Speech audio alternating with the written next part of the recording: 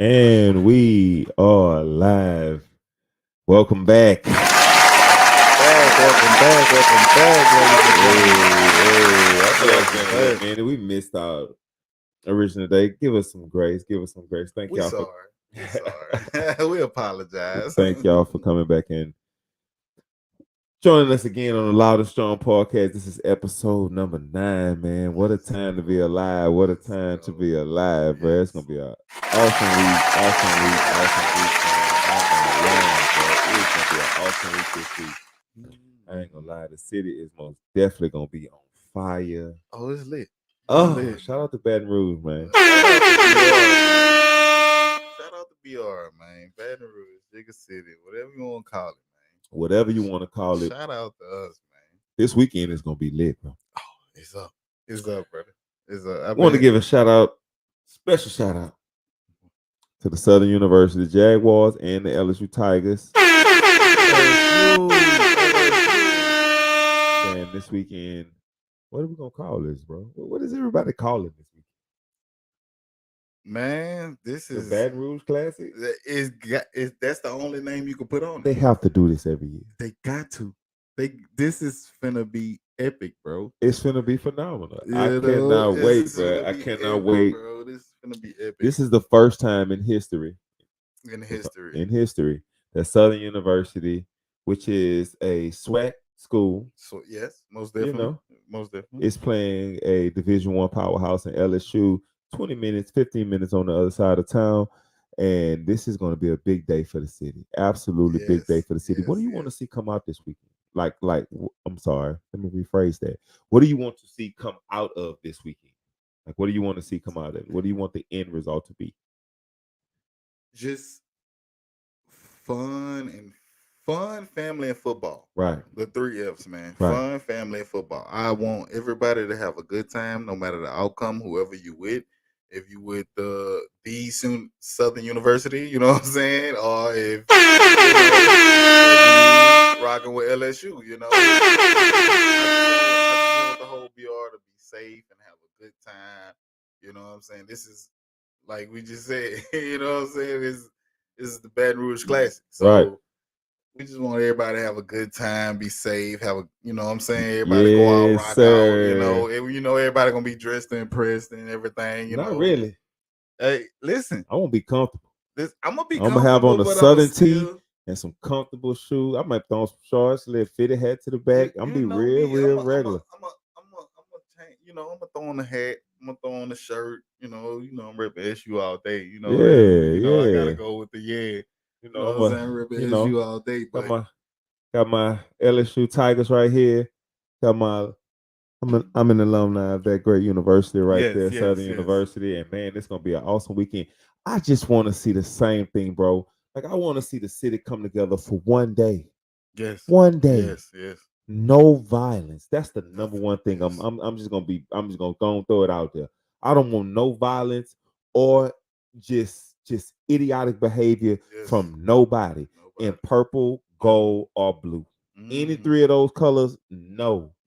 I don't care where you fall at, because that yellow is what bringing us together. We got the blue over here, we got the purple over here, but we both have gold in the middle, man. I just can't wait, bro. It's gonna be an awesome weekend. Listen, I'm gonna see a lot of old faces. I've been waiting on this for a long time. And the city's waiting. You gave me my college experience. I never went to college, but you gave me my college experience. So let the people know. Like, is what college experience? Where did you have a college experience at? I had a college experience at the Southern University. You know, took that boy on the yard and changed his life, fellas. Changed my life. I couldn't believe this was going on every day. Every day. I couldn't believe 15 minutes from your house. Right down the street. Right down the street. I'm looking for something to do every day. Out of control. And college is what is to do. Out of control. The ratio is out of control. I ain't gonna lie. Big brother told me, he said, man, I'm chilling one day. I said, man, I ain't never went to college, man. I said, I like to go, and see what's going on, you know what I'm saying? Get a little feel for it. He said, man, come to class with me. He's like, I say, man, come to class with you. Come to class with you. Nigga, come through. I will show you something. I ain't no college. I ain't enrolled. He said, no, just come in there and sit down. They ain't gonna know if you're supposed to be there or not. They ain't gonna know. I'm like, all right, bet. I go in there. I sit down. Nigga ain't asked me nothing. They ain't asked me if I'm supposed to be there. None of that. So I got a feel for the class. I'm walking on the yard. I see all kind of different types of every kind of women. I'm on my mind out there. I'm going shout out to crazy. Southern University. Shout out to SU. He never seen that many crazy women his age. Yes. Trying to do something with themselves, all in one concentrated area like that. Blew my mind. Completely blew his mind. Blew my mind. I'm out there trying to go with every move, any move. And what I told you, I'm looking at E. I'm like, man, you around this every day. You just this is regular. Cool.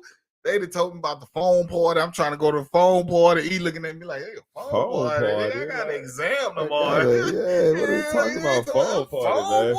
And he look. I mean, I'm not going. And he looking at me like, halfway. He just, you see who I was just talking to?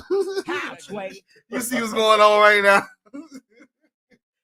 Did you see that girl just gave me that fly? Say, bro, blew my mind. I ain't lying. Blew my mind. I'm looking at him like, Beta. he's not going there. We're not going there. He's like, he looking at me like I'm out my mind. I'm looking at him like, and we will be when he came to my next table. We left for class. We were in Harris. If anybody's familiar with campus, we were leaving Harris and we were headed down the strip to TTL Lane. So we literally walk in. I'm talking about on a Wednesday, lunch 11 to 1. I'm talking about Southern University, fall time, football time in its prime. Everybody who's been on Southern campus know what a Wednesday at 11 o'clock during football season look like. And I'm not talking about this new version of it. I'm talking about the old version of it, right? Real pretty weird. Man, I don't know what's going on there, so I can't speak. I'm pretty sure. I hope it's the same. It's an amazing experience. So we're walking down the strip to TTL Lane, and this dude is like, man, look at that. You see her? You see her, man? Oh, my God. I'm looking like, he said, E, you don't see her? I said, bro, I see these women every day. I said, I got a rule, bro. I don't look back. He was like, what do you mean? How could you not? I said, man, you can tell if a woman got ass in the front if she really, really fine, but I don't look backwards because if she was that important, then I would stop her when she passed by me the first time. And the number one reason why I don't look back, bro, at the 20 just passed, because 200 more are headed this way. They are coming. They are coming. They are coming. Like it's non-stop. Completely it blew my mind. It blew your mind. It blew my mind. Shout out to Southern University. Shout out to SU. I swear. Shout out to SU, man. It's an amazing experience. It's an amazing experience. College itself is a dope experience, bro. That's why I push all the youngest to go to college, man. Like it's the networking. I was just gonna touch on that. It's not even that. It's the people you meet, the resources. That's it. It's the resources that can get you places. That's it. I didn't understand fraternities and you know what I'm saying, the whole concept of it.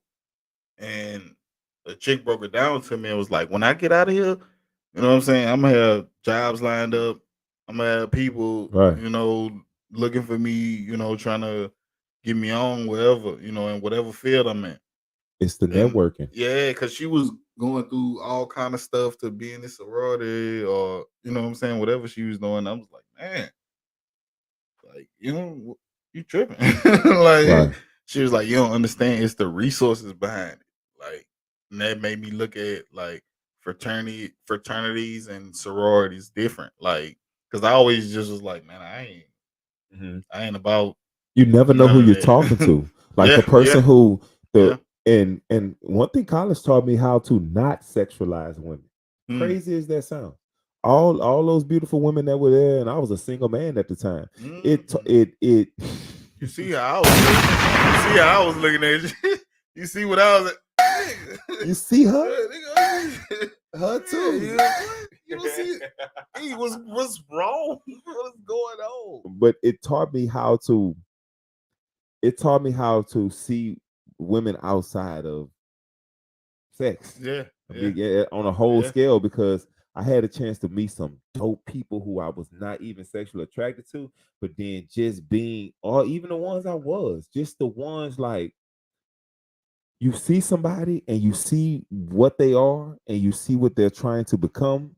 This is the future. People like, if your son comes to me and said, Uncle E, I need a job.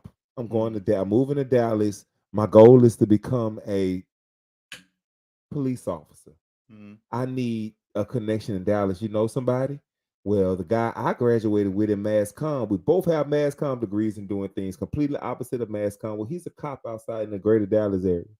All I gotta do is call him up. Somebody I went to school with and graduated with in 2014. Your son probably gonna need that connection in 2040, 2035. Right. You Fact. see how, you know? So Yeah. it's just the Yeah. networking. And the second wedding I ever did, shout out to my girl Brandy Harris, News Anchor Channel 2, dope person. I'm talking about she's really, really good. She's not putting on. When you see her on TV and you see her, she speaks a certain way, talks a certain way, carries herself a certain way. That's her voice. That's how. Imagine she talks like that on the news every day. Imagine sitting in class with her next to her, and that's just who she is. How she talks.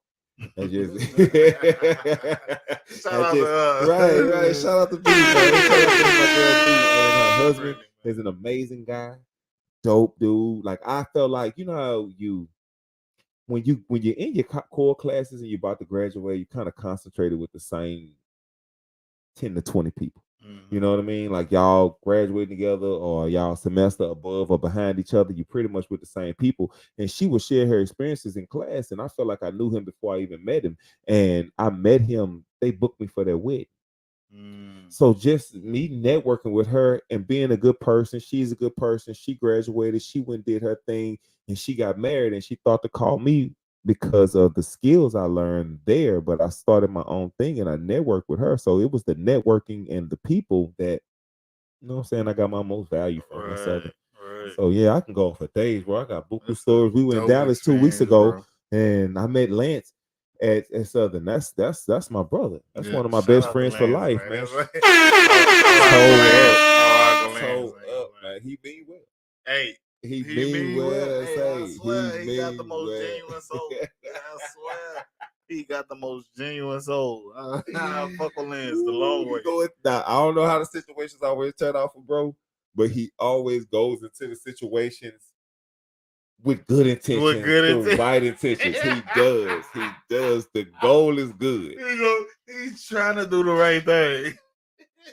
He trying, man. He He's trying really, to do really the right is. He thing. trying, man. Shout out to Lance, man. And shout out to LV, man. Shout out to Levester, man. LV, man. Those two dudes, bro, I ain't gonna lie to you. They kind of got me through college, bro. I ain't lying to you, bro. I ain't lying to you. They really, really did. They kind of got me through. Man, how you mental health this week, bro? Anything on your mind? It's a lot going on, but it's manageable. You know what I'm saying? Manhood is undefeated, as we always say. So I have to, you know, no matter my mental health is, I have to keep pushing. But it's not really that good this week. To answer your Okay, well, I'm question. gonna give you a more direct question answer. What? Mhm. Give me an incident this week where you had to mentally choose your. You had to mentally choose your peace over the latter. The situation I was kind of just telling you about before we came on Yeah. with me, you know, already having took off, and you know, months ago prior, you know, and I got this already set in the bag to go to this game because, you know, as you said, this is BR Bayou Classic. You know, Yes, it is. you know, so one of my, you know, co-workers, you know, went behind my back and try to snake me and tell my higher up that he, he can't work and this and that, and because he's a LSU student, and it kind of just pushed me to that point. Like when I was talking to him, I really had to realize I had to calm myself down and tell myself, man, listen, you are not that person no more. Because I felt anger and everything coming out of me. A lot of, he was just about to get the bad end of the deal. So I had to, and it was a lot of other stuff triggering that. So that's when I realized, like, okay, your mental health not really where it's supposed to be. You packing on a lot and not putting out a lot. Yeah. And that's what I want to put out to my young brothers, man. Listen, however you express yourself, however you need to get anger and stress and frustration out, do that. If you know what I'm saying, you got somebody, E and Dre. If you know me, you know what it is. E and Dre is who I get my frustration out to.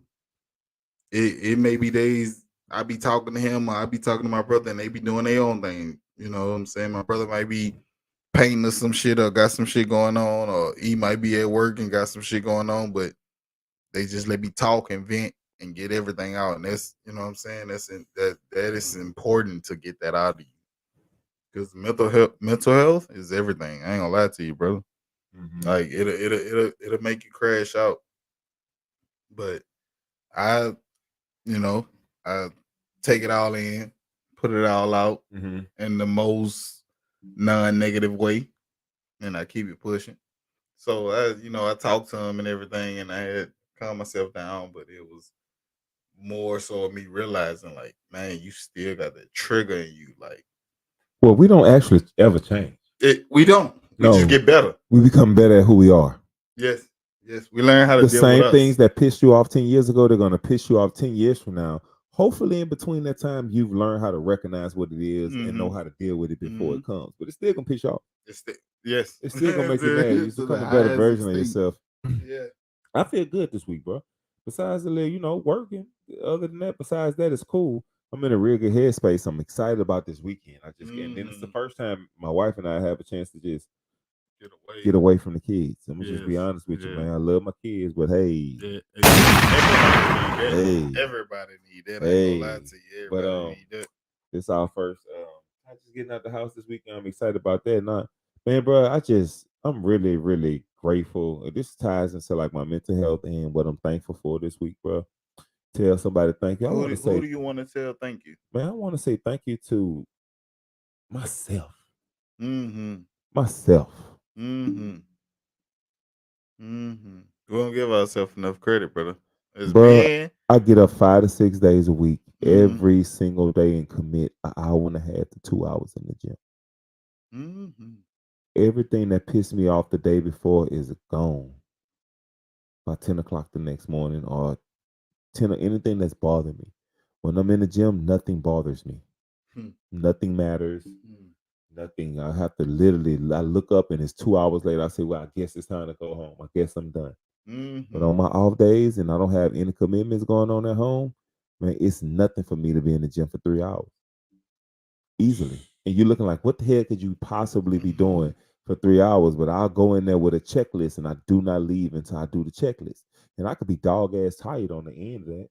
Towards the end, I'll put like stuff that I'll usually, say for instance, give an instance, I usually use 50 pounds to lift or pull. If I'm so tired where I can only do 10, I'm still finishing my workout. Facts. Yeah. I'm still finishing, man. And I was in my closet today, getting ready to head off for work, and I have some old belts in there, bro. And I have some old belts in there, and and it was so long, it was hanging up on the rack, but it was touching the floor. And I looked, and so I took the belt off, and I brought it in the living room, and my wife just could not believe it. And then I put the belt on, and it was so much extra slack to like you could fit another person in it, bro. And my wife stood up and she was laughing because I took the belt, I held it up on side of me. I said, look at this belt, it's almost 6 feet tall. Like this bitch is just gigantic, dog.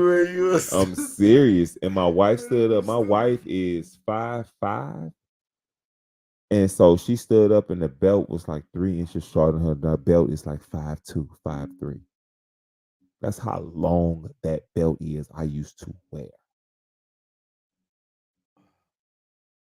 I have 2 of them in there, and I'm not letting them go until I get myself 100% where I want to. Well, almost, because you're never gonna be 100%. But I'm doing a 40th birthday shoot in a year and a half, and I'm holding on to those belts.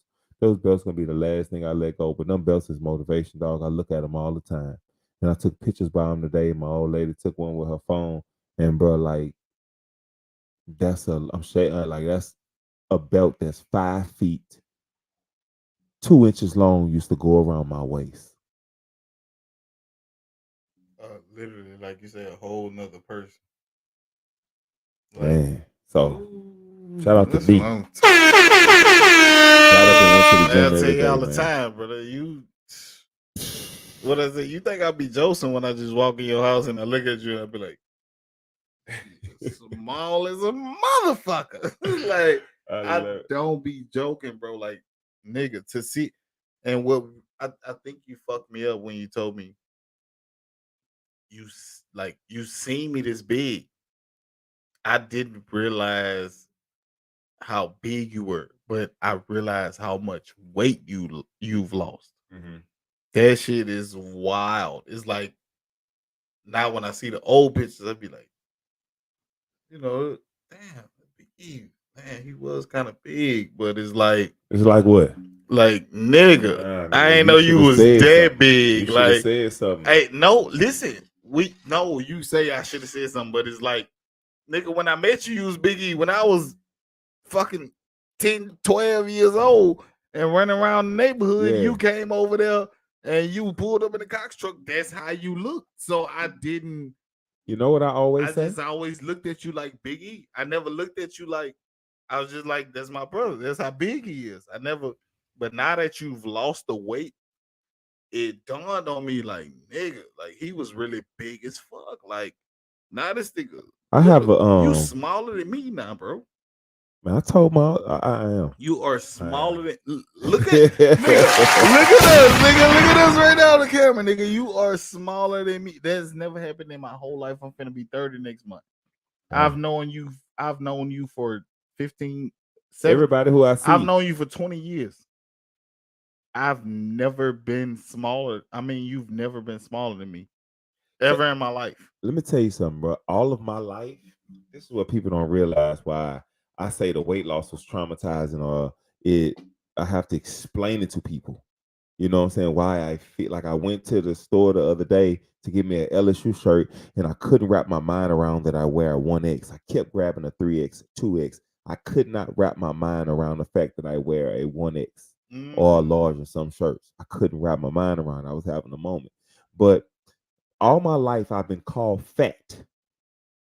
Like my nickname from birth in the family is Fat Man. Yeah. And that name did 2 things to me. Now, my family still call me Fat Man. I'll never tell them stop. That's just who I am. That's what it's more of a personality than anything, right? Yeah. But this is what that did. To me, all my life, I heard Fat Man. So in my mind, I'm supposed to be fat. I never tried to aspire to lose weight. I never tried to stop eating bad. When I played sports, I instantly went to the position that the fat people play at. I instantly did that.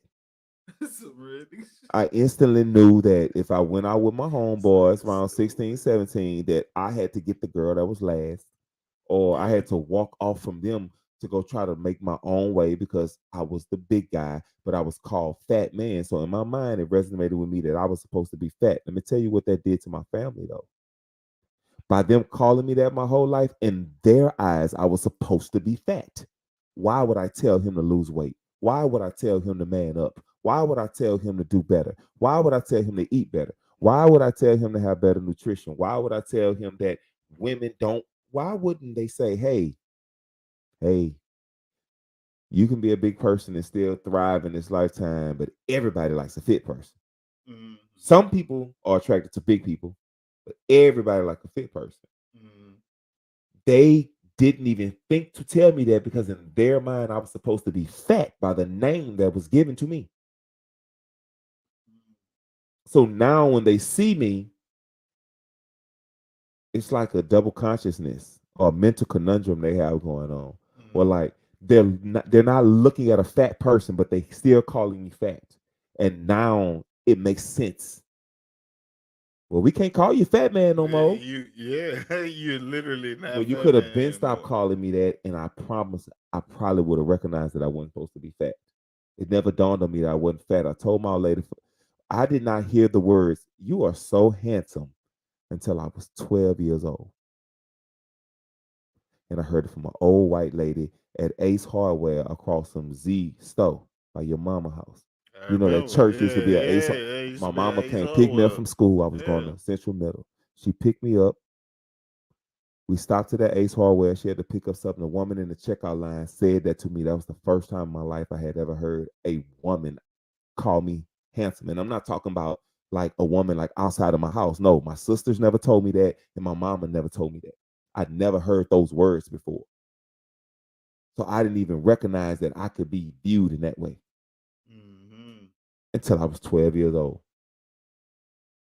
And then it started to click with me that, hey, you're big, like in a girl kind of liking you kind of way. I was always funny. I was always charismatic.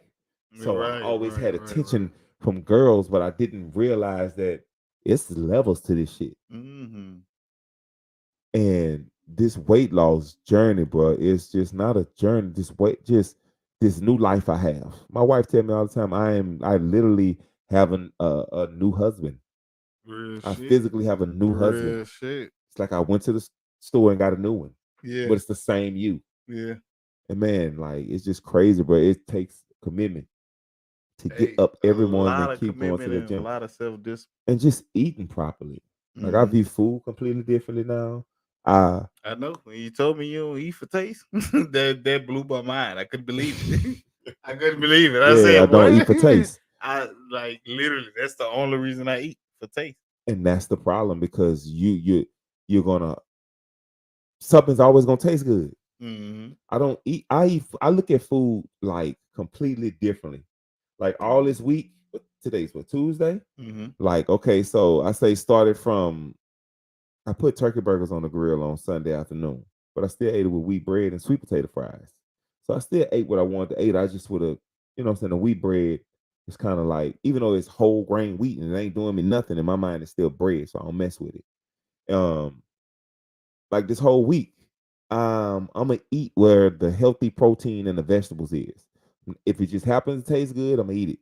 If it just happen to be something I just gotta throw in the air fryer, season, I season it to taste. It tastes got seasoning, but if I just gotta like eat a few pieces of grilled boneless chicken thighs and some broccoli and keep it moving all week, cool. Because I just told myself Saturday I'm gonna have fun. I know I'm going by a couple people tents tailgating. I'm picking up a piece of fish. Black people love a hot piece of fish. I'm talking about you can eat a piece of hot fish and it don't even touch your teeth. I'm talking about I'm passing out. I want a piece of that. I want a piece of chicken from over there. I'll be drinking my carbs. You know what I mean, bro? Like my whole entire life, bro, I can tell you right now what I'm gonna be eating a month from now.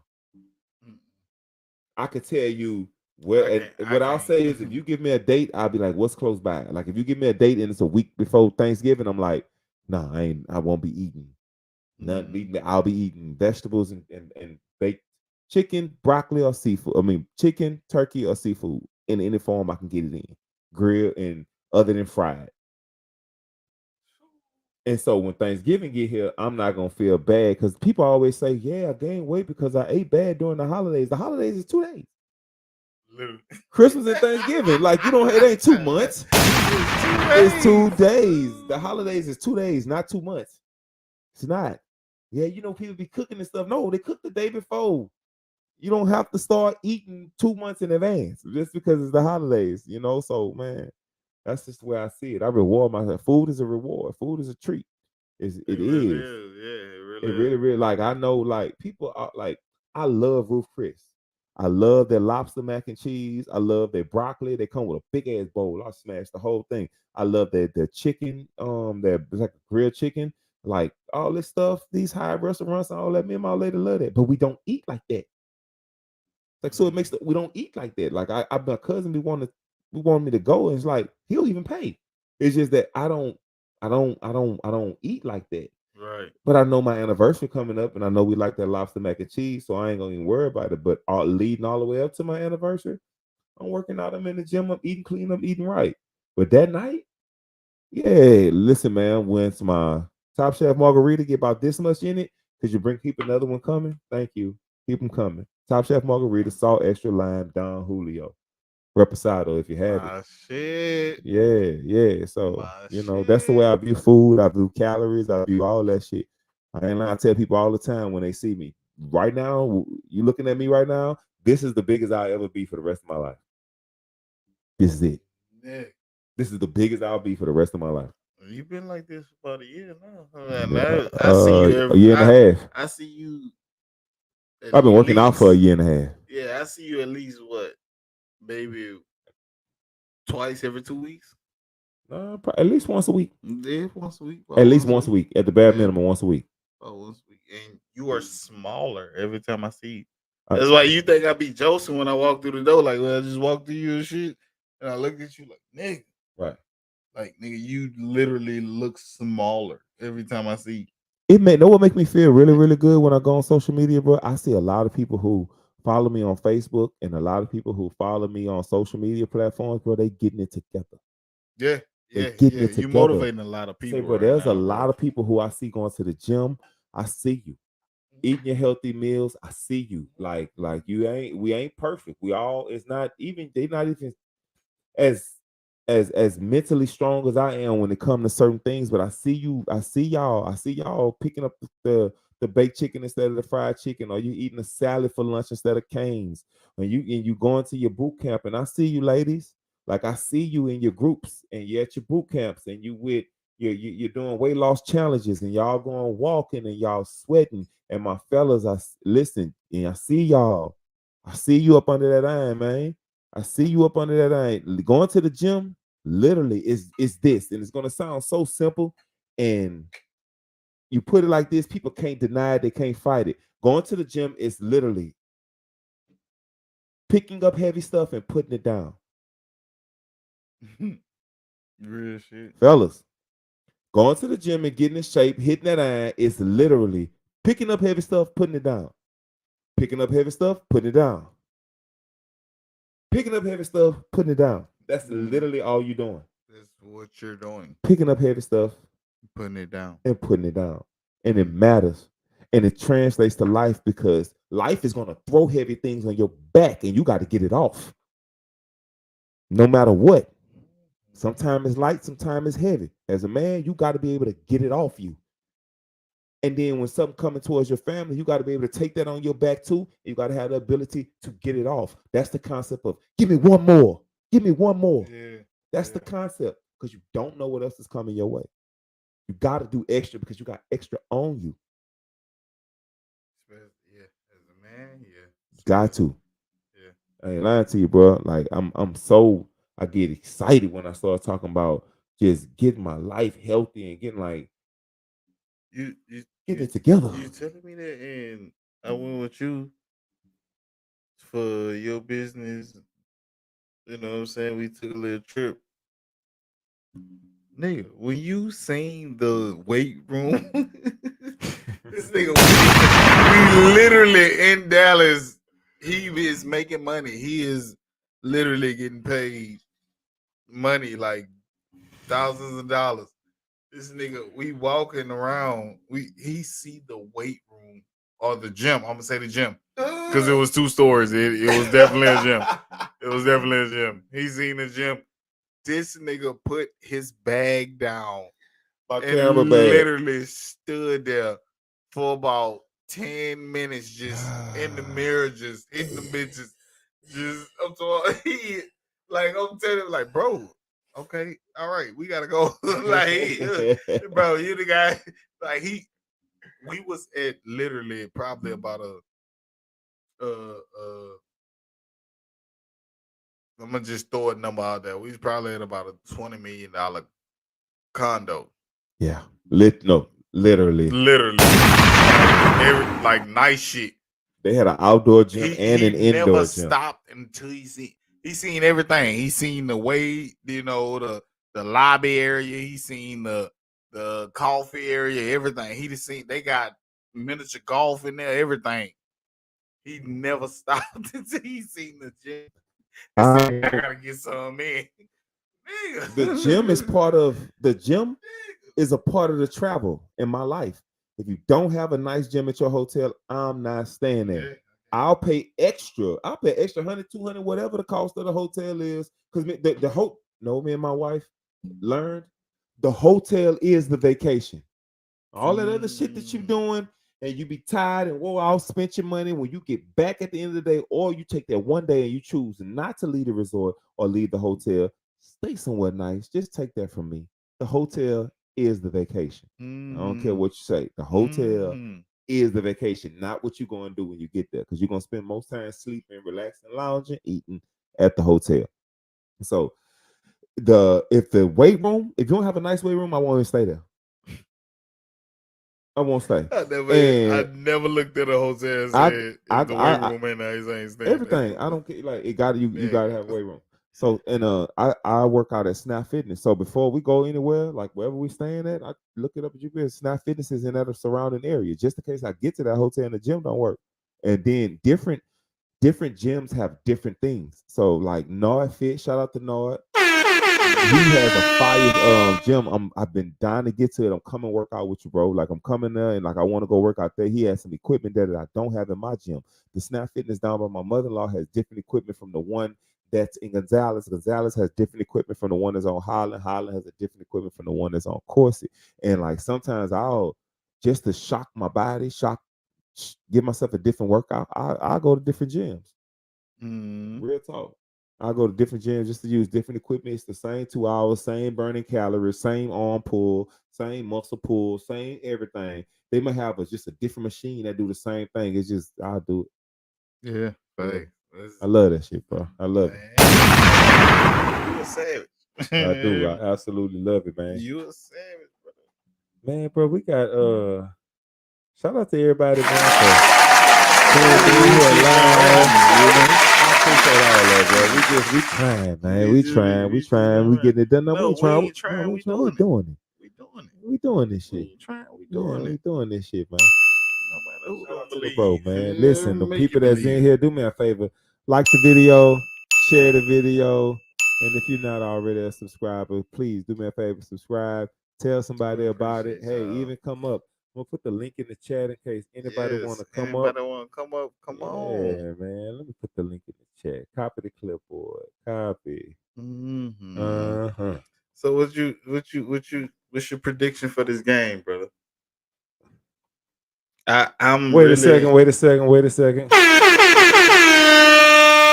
12 o'clock, man. Shout out to Cuz, man. Happy birthday, Rodney, bro. Happy birthday, bro. Happy birthday, Short Stroke. Happy birthday, bro. Happy birthday, Rodney, man. Happy birthday, bro. Happy birthday, brother. Gary Coleman. I love you. Gary Coleman. I love you. Yeah, that nigga Cuz a real nigga, bro. Cuz with the shit, Cuz real nigga. Listen.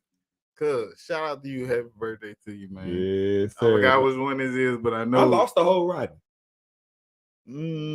I lost like 135, 140 pounds. Real shit. In 16 months. I lost the whole Rodney. What you just told me before we went live. Man, Rodney even told me, man, nigga, you small as a bitch. Nigga, if Rodney tell you small, nigga, you small. I love it, bro. Yeah, Rodney tell you small, you small, nigga. I gotta go give me some shorts. I seen some, the cutoff shorts, cool shorts. You know what I'm saying? The ones everybody went. The ones everybody went. I'm gonna give me some shorts, but know it feel good about going shopping. Just gonna give me some shorts and go pick up a Southern shirt, whatever. What's that? I'm gonna walk straight up to that size 38. I'm gonna grab that bitch and leave. I ain't gonna try it on. I don't need to try it on. I'll make sure, and I'm gonna need a belt with it. Ooh, pressure. Size 38, man. That's a good feeling. Pressure. I ain't lying. You know what's crazy? What's that? Some jeans I wear 38, some jeans I wear 40. You let me catch you, bro. I did. And I did that bad. Yeah. I did that bad. See, But nobody was. I'm gonna keep it real with you, dog. I'm gonna keep it real. See, I lost weight before. Like I lost like 80, 90 pounds. I went from really, really big, and I got down I was about 60 pounds heavier than this, but I was still was a lot that I had lost. See, nigga ain't think I was gonna keep it going. Like, all right, Naeem. We understand. Yeah, you we said you had to lose some weight. We see you. God damn, I got you. That's how you be. That's how I be looking at you. Like, nigga. All right. Last time I seen him, he looking small. But nigga, when I walk up to that door, and you walk up to that motherfucker, your legs ain't even bold no more. How that happen? That nigga legs ain't even bold no more. Bitch, you stupid. Say, bro, you like, and that's why if you notice since when you reposted that, you said I ain't gonna say repost. No, that was your post. You said everybody tell me, all right, you don't need to lose no more weight. But y'all ain't tell me when I was big as a bitch that I need to stop gaining weight. Yeah, right. That's some real shit. Don't lose no more weight. Why you never told me stop gaining weight? Yeah, real you never say, hey, stop gaining weight now. Nigga, Don't do that. All right, you small now, but because they call me Fat Man and Big E, and so I'm supposed to fit that name. Nigga, say if you watching this, don't call me Big Rob no fucking more. Don't call me Big Rob no more. I don't give a fuck who you is, where I know you from. Imagine this weekend when I'm here. Hey, Big E. Say, Big E. You small. Listen, let me tell everybody something, man. I am not judging you when I see you. I'm not judging you like you used to judge me when you saw me. I'm not. Man, how you used to call me bow-legged and fat and man boobs and all this shit here. I'm not thinking that about you when I see you. Please, Saturday, do not start explaining your weight to me when you see me. People walk up to me, yeah, what's going on, Big E, bro? What's the deal, man? Yeah, I've been in the gym trying to get in that bitch and living for sale. Shit, you know what I'm saying? I'm trying to lose a little bit. I only got this stomach, them bills be on me. And I'm looking like, how the family? How you doing? I haven't seen you in 10 years, my nigga. I like, what's going on? You know what fuck me up when you told me? Remember Joseph, bitch, I said, man, I be drinking bills, man. I be, you know what I'm saying? Like the bitch. Nigga straight up looked at me dead in my eyes and told me, it ain't the bill. You don't work out. You drink all the beer you want. Right. You can drink all the beer you drink 10 kegs if you want to. Long as you go work out. You won't that have shit ain't no gonna problem. be on you. Like, it ain't gonna happen. Just go to the gym. And you know why he's saying that? Because who are you drinking that beer with? Me. Who are you drinking that Hennessy with? Biggie. Me. Yes, who you eating with? Biggie. But I'm getting up and going to the gym and burning it off. Yeah. And you going back and get more. Just laying there. No, I go to his house and I say, bro, Biggie, what you did today? Well, man, should I I got up this morning and hit the gym like I always do, this, that, and the other. Yeah, I went to the gym too. I'm doing some curls. 24-ounce curls. Yeah, nigga, is curling beer. Curling beer. That's all he doing, back and forth. Hey, it happens to the best of us. Like I told you in Dallas, though. Like, don't fool yourself. That's why I just told Law. I just told your wife. I just told your wife about 45 minutes ago. I just said, Law. I said, bro, I don't bother E with that workout shit because he's serious. He gonna be at the door at 5 o'clock talking about where you at? What? Come on, get up. Like, it's time to go. I ain't like fucking with that man until I'm really ready. Oh, that ain't how I do it. Until I'm really serious. I ain't fucking with That ain't how I man. do it. I ain't fucking with that. Do what I man. do. Man, you wanna go work? Man, Big E, when you gonna work out with me? Oh, we can go work out. When you wanna work out? Whenever. Okay. Saturday. What you doing Saturday? Saturday. I'm off on Saturday. Mm-hmm. Oh, okay. Well, shit. Look, bro. Meet me. I work out at Snap Fitness. Mm-hmm. Which one close by you? Should I just come to you? Okay. I work. Come out here by me. I'll be there for 9 o'clock. In the morning. And that's that. In the morning. And know what usually happens? No, I ain't gonna say that. You know what always happens? Nobody has ever came worked out with me. 1 million people have asked. I have given 1 million invitations, and I have all of the workouts and meal plans in my head. Everything that people are going to charge you for, I'm gonna give it to you for free. I don't care. I would love to see you get in shape. And nobody to this day has came worked out. Mhm. Not one. But what do I do tell them this? I do tell them this. If you don't show up, I am going to talk about you. I'm going to Facts. talk about you to you. I'm going to talk about you to other people. I'm going to talk about you. And I'm not going to call you no discriminating names. I'm going to say, hey, you are wasting my time. You are trying to wait because right now I'm training my wife. Do you realize I go to the gym and train her for an hour and I don't touch nothing? You just at there, man. I'm in there making sure she do it right. Right. I'm in there making sure that whatever she said that she wanted to do, I got the workouts for that. This is how you properly do it. But she got my undivided attention. I'm willing, and it's not like I gotta go there with her every day and do that. All I gotta do is just show her how to use the machine, show her how to do it properly for a week or two. Now she got it. She on her own. I am more than willing to help anybody with that. Nobody shows up.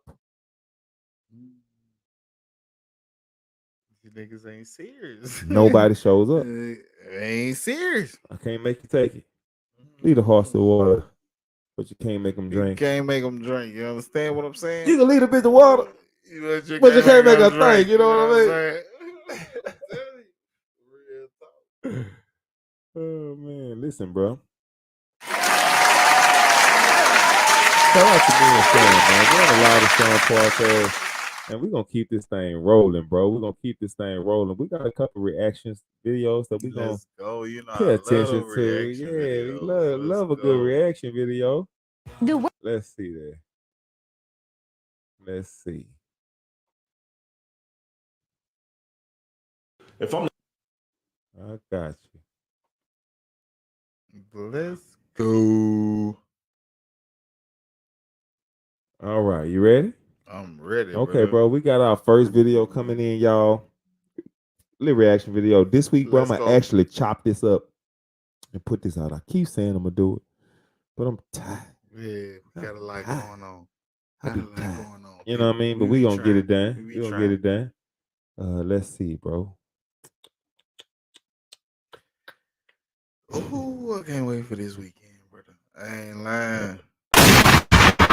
It's going down like 4 flats. Ooh, Baton Rouge Bayou Classic. Let's go. Don't you know no good? Mm-hmm.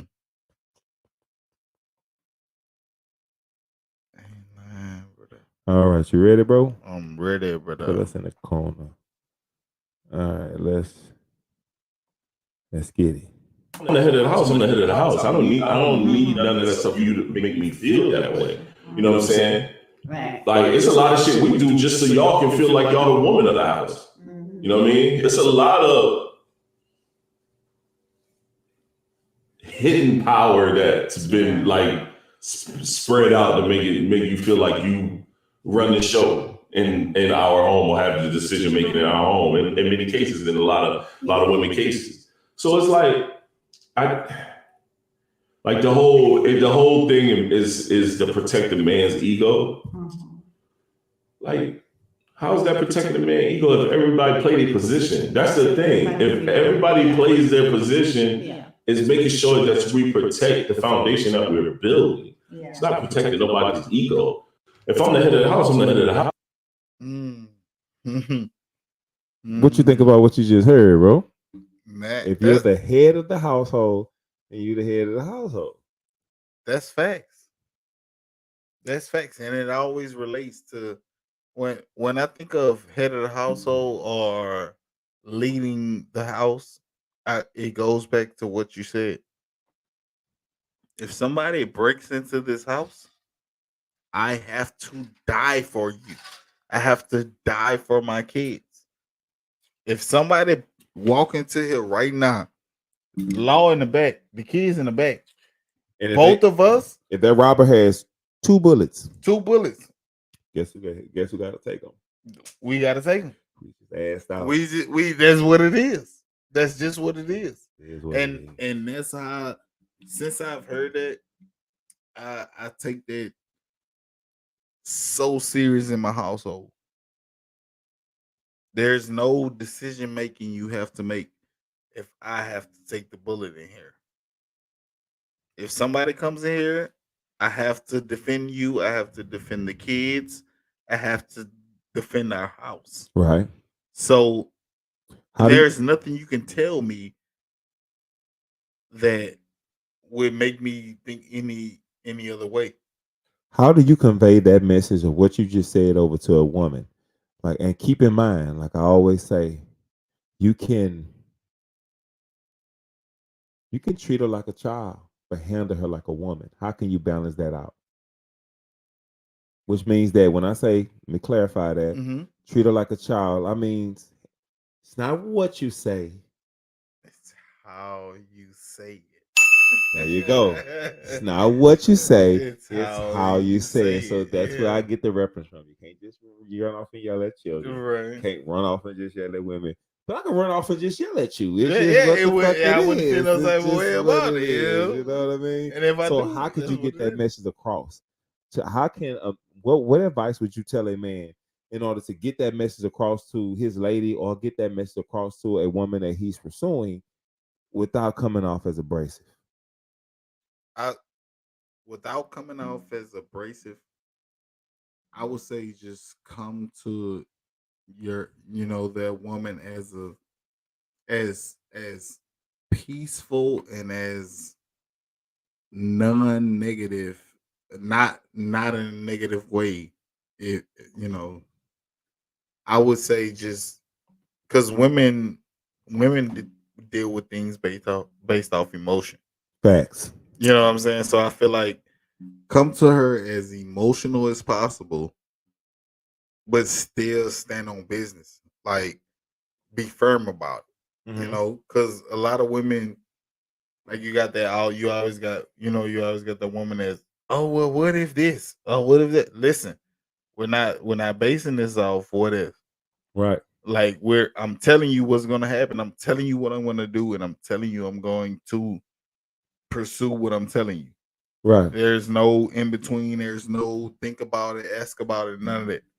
So I would say just approach a woman in a calm, non-negative manner, or non-negative way. Because women are.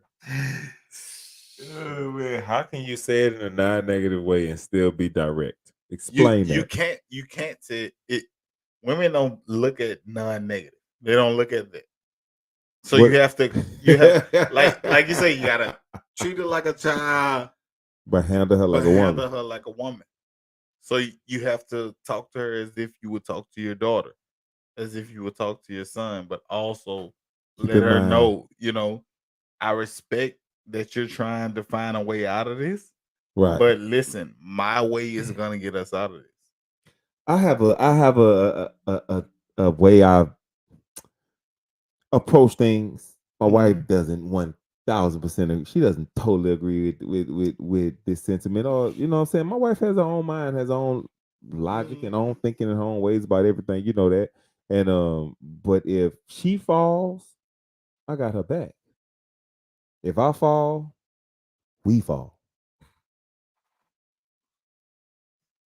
This motherfucker spit. So nigga. that's the way Shit. I take the approach into everything, and that is the way that it keeps my house going.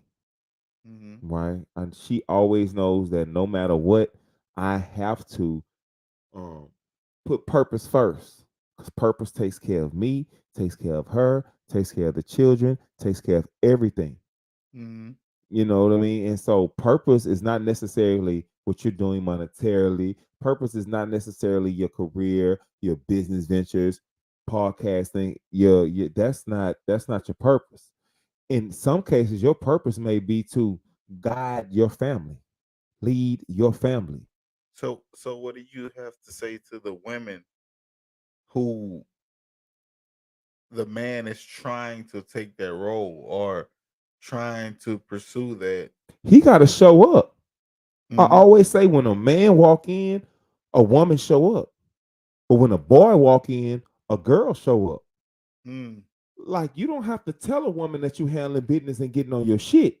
It ain't some grand announcement. It ain't some, hey, I got a new job, it's done. Or hey, I got the credit fixed, it's done. Hey, I got this done, it's done. Nah, she's just gonna look up and shit gonna be getting done. Shit gonna be happening. Shit gonna be moving. First off, you said, or any man that is in the leadership role, which means that you got to take the lead. What do you need her counsel for to get you going?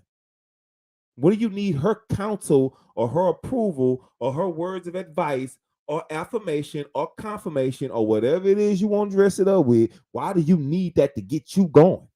So you don't feel like you have to put her in some sense of security if she's The pure definition of a wife from a Christian standpoint, if that's the direction we want to come from, is a helpmeet. That's where you start at. She's a helper for you when you're moving on the purpose for the family.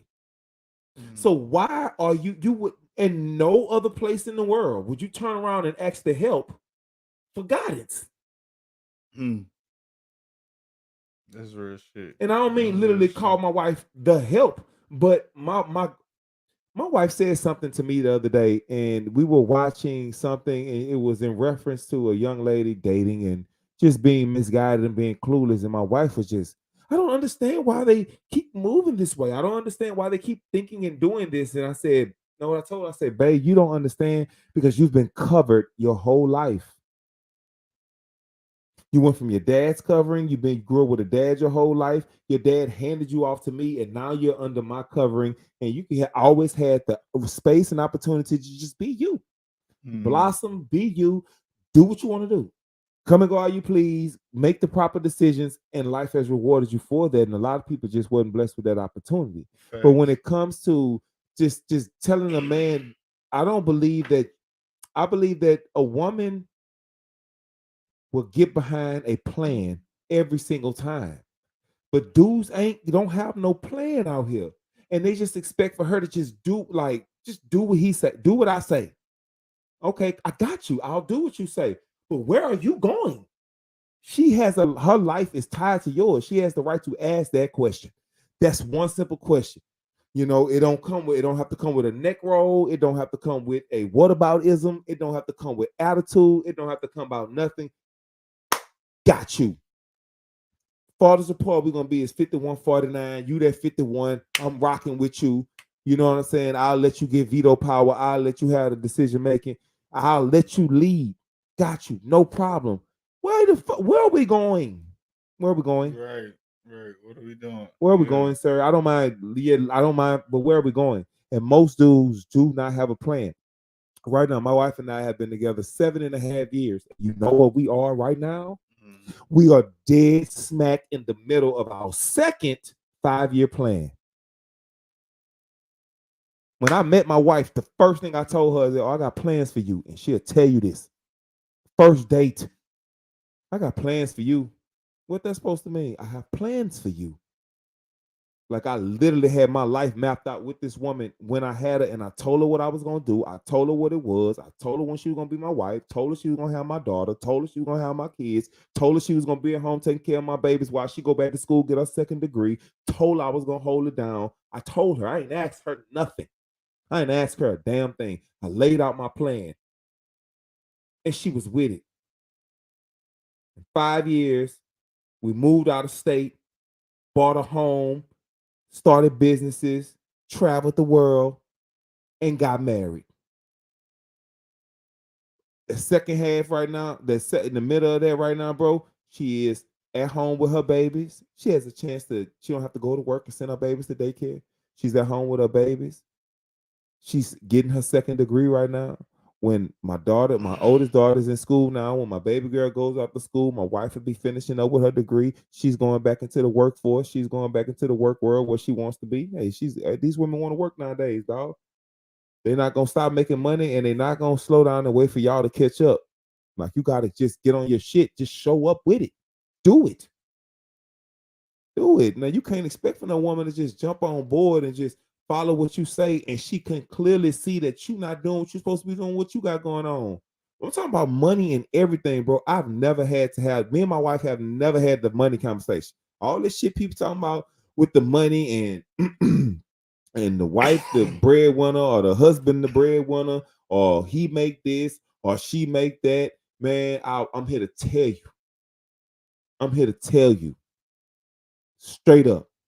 And any woman want to challenge this or go against this, hey, I'm open for the discussion. The link is right there. Click on it, come up and holler at me. Or if you see this later, take it with you and run with it. A woman will bring her whole entire check and money and lay it down right in front of you and let you display it throughout the family, wherever you see fit, if she see you doing the right thing with yours. Mm-hmm. Like, she see where yours going. Because I had to grow past the notion of women say women want a man taller than them, stronger than them, make more money than them, more social status than them, then they'll say they the catch. But that's another here nor there. I had to grow past that mindset. And I used to think that, hey, if you make 75K and I make 125, yeah, I don't mind paying the bills. That's just what I do. But what you gonna be doing with your 75K? Like, so you want to keep yours while I pay all the bills. You're asking me to be a fool. But what I learned was, if I'm doing what I'm supposed to do and I'm leading properly with my 125, she'll bring that 75 to me and let me lead with that too. Straight up. Because she not only does she trust that I'm gonna do the right thing, she see me doing the right thing with mine. And if she trusts my leadership, she know I ain't finna take her money and misuse her. And she's smart enough to keep her own too, but say, hey, the bulk of this is going back into the family, because she knows, even if she doesn't see it directly right there in front of her, when it's time to go to Jamaica this time next year, we're gonna have an absolute blast. We're gonna have a whole bunch of money to spend, and she can see where her savings is at. But because you doing the right thing with yours, she allowing for you to lead with hers too. Every woman ain't financially sound out here. But do you not realize you have a 1 in a million wife? No, I do not. I do not have a 1 in a million wife. Dude, listen, most women aren't gonna. My wife is a unicorn. She is definitely different. Yeah, I tell her that all the time. I tell you that all the time. But I'm different, dog. Most women are not just gonna be like. Yes, they are. No, they're not. No, listen. No, they're not. No, that I listen. How long you been out? You just said 7 to, I'm gonna say 7 to 8 years. You've been out of the game 7 to 8 years. There is no more Christians, bro. There is no more. Yes, it is. If a guy meet a woman right now and she's talking to 4 other dudes, if she give you the number, that mean the other 4 ain't who they supposed to be. So you the 5th. She's still looking. If you show up like you supposed to, she'll stop answering the phone for them other dudes. I guarantee you. That's not how this generation works. Man, bro, listen. When I just told you, when a man show up, a woman come out. When a little boy show up, a little girl show up. Straight up. Straight up. If you that dude, man, listen, if you handling your business, if you handling your business, bro, a woman is gonna get on your plan. That's what they out here looking for. But what you're not understanding is, when you're saying it, they have 1,500 guys who have been showing up and have been putting in the work. They have been showing that I have what it takes to possess this leadership role, so to say. Okay. I can lead us to success. I can lead us to greatness. But you also have those women who they've been in the box for so long that all they know is that box. Let me tell you something. All they know is Listen, Dudes, you yeah, have to grow in more than one area. Stop going get your degrees, bro, and be like, hey, I'm a high value dude. I got degrees. And stop going over here and getting your money and saying that, hey, I got money. I'm a high value man. She degrees to me. Because watch this. You say I've been out of the dating game, but I got a better mindset of what's going on now than anything. Women don't care about your degrees and your money because they have their own, right? So what you have to become now, fellas, watch this. I'm finna mess your head up. What you have to become, fellas, is a luxury item. You have to get your game together and learn how to speak to women. Get your hygiene together, get your teeth straight, your cologne game up. Hit the gym. Most dudes is overweight and out of shape. You go lose some weight and get your muscles together just a little bit. You put yourself in the top 15 to 20% of men out here. Just look around. So if your money don't move her, you have to be the kind of dude that all the other women want in the room, and you on her arm. You basically have to become a luxury item to her. You have to become a Louis Vuitton purse to catch her eye. I was just about to say you have to become a Gucci bag because you can't impress her with the Louis purse because she already got it on when she show up to you now. You gotta, when she see you, she gotta see them red, but when she see you, she gotta have the same hearts in her eyes when she see red bottoms. Because you gotta be a luxury item with her now. That's just what it is. And like you can run from it. You can fight it. You can do what you want to do. But if you do what's hard, your life gonna be easy. If you do what's easy, your life gonna be hard. Yeah. It's real simple. That's facts. That's facts. It's real simple. Put yourself in pre-selection, fellas. It is, fellas. Put yourself in pre-selection. Build yourself up to the point where she likes you before you open your mouth. What they saying in the comments? I'm telling you. That's facts, fellas. He really just put you on some game. And like that's real. I be looking at the younger generation and my little brother, my little cousin, all them, and what they doing is bro, it's conversation is not hard. Like it's so easy nowadays, like you just said a couple episodes ago. It's so easy to connect with anyone. I could get on Facebook and talk to a motherfucker in Japan. And you know what I'm saying, feel like that's my soulmate. But right, like you said, if you're not putting in that work, she got 11 other people she's talking to that's from the US. There's, you know what I'm saying? You don't have to put in the work. You don't have to get a woman. You don't have to listen, bro. Listen. Let's go. You don't have to get a woman. If you own your shit, she gets you.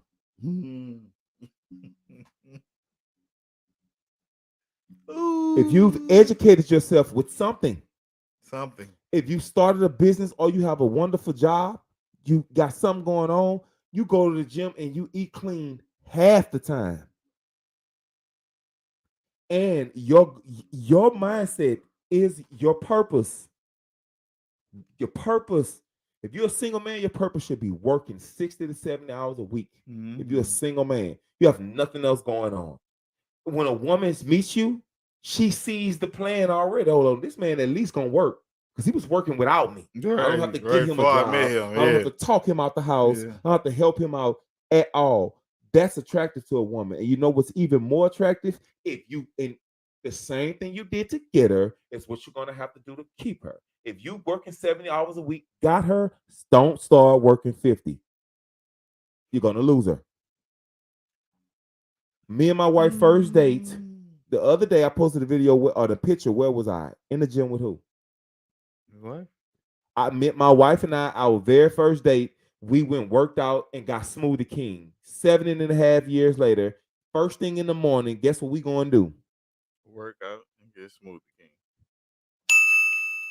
What you did to get her is what you got to do to keep her. I learned that from my mama marriage. I ain't lying. I learned that from my mama marriage. What you do to get her is what you got to do to keep her. A woman will act right for the right man. Women recognize men. That's facts too. I ain't gonna lie. It's been a lot. That's some bullshit. No, it's not, bro. That's some bullshit. Have you ever made? That's some bullshit. No, nigga, you ain't being real right now. So you never met a woman, and you've. I'm not into conditional femininity. I'm not. You Okay. cannot tell me that you will act right for the right man, because if the wrong man is out in public when somebody is doing you something, he got to fight and save you too. So you should act right with all men, because we don't get to act wrong with the right ones either. I can't walk up to certain women and slap their ass. I can't walk up to certain women and just call you a bitch. And if somebody doing you something out in public, let's say a man is assaulting you in a certain kind of way, I don't have the social grace to keep walking and act like I don't see it. So you're not gonna get the social grace to say you're gonna act right for a certain man at a certain time. Nah, you should be a lady and you should be sweet and be feminine to all men. The men who lay the bricks, the men who built your house, the men who clean the sewer you send your shit and your tampons to, the men who work on the red light, the men who work on the sewer system when the rain come and the flood, the men who go dig the coal, the men when your car break down who fix your motor, the men who change your brakes. All those men, the men who pick up the trash out the cubicle that you work at every day, the men out in the parking lot, making sure that you get home safe. And when somebody starts whooping your ass, the men who you call, you don't like toxic masculinity, but you'll call 911 and order some. You love that. You'll call men for all that. Them ain't the right men. None of them I just named ain't the right men. That should be for all men. Because we don't get the option to take away our manhood. We don't get the option to say which woman we're gonna protect. We don't.